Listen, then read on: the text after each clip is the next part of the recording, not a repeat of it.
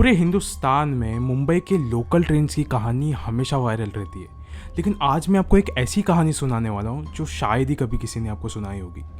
कहानी शुरू करने से पहले सब्सक्राइब कर दीजिए जल्दी से जल्दी। ये बात है 2015 की, जब जसमीत शाम को अपना सारा काम ख़त्म करके अपने घर लौट रही थी एंड उसने देखा कि अंधेरी स्टेशन के पास एक छोटी बच्ची की लाश पड़ी हुई है एंड कोई भी उस बच्ची की लाश को देख ही नहीं रहा था एंड जसमीत को काफ़ी बुरा लगा एंड उसने उस बच्चे के ऊपर अपना एक जैकेट रख दिया ताकि बारिश की वजह से वो भीगे ना एंड जाते वक्त उसने एक एम्बुलेंस को भी कॉल कर दिया था।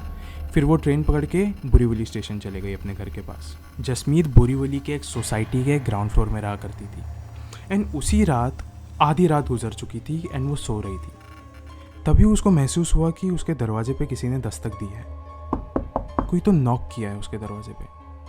फिर वो जाती उसने दरवाज़ा खोला एंड देखा तो बाहर कोई भी नहीं था। उससे काफ़ी स्ट्रेंज लगा। वो वापस चले गई सोने एंड 2-3 घंटे बाद वापस उसने देखा कि उसके खिड़की के पास कोई तो है।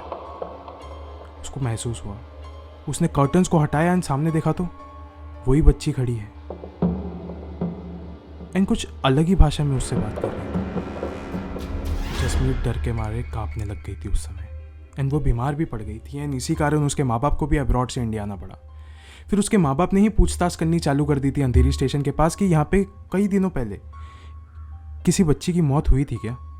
सारे दुकानदारों ने बोला नहीं सर, यहाँ पे तो ऐसा कुछ नहीं हुआ। हाँ, एक एम्बुलेंस ज़रूर आई थी कुछ दिनों पहले, लेकिन यहाँ पे जब कोई हादसा ही नहीं हुआ है तो एम्बुलेंस यहाँ से लेके किसको जाती। ये बात सुन के सबके सब दंग रह गए।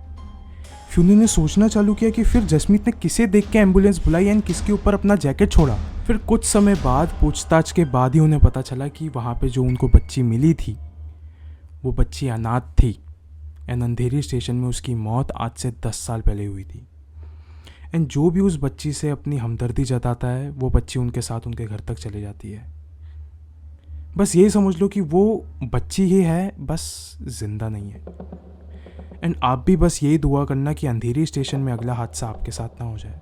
आखिर में मैं बस आपसे इतना कहना चाहता हूँ कि मरने के बाद कोई बच्चा नहीं होता है, कोई माँ बाप नहीं होते, कोई आपका दोस्त नहीं होता है, वो बस एक मुर्दा होता है।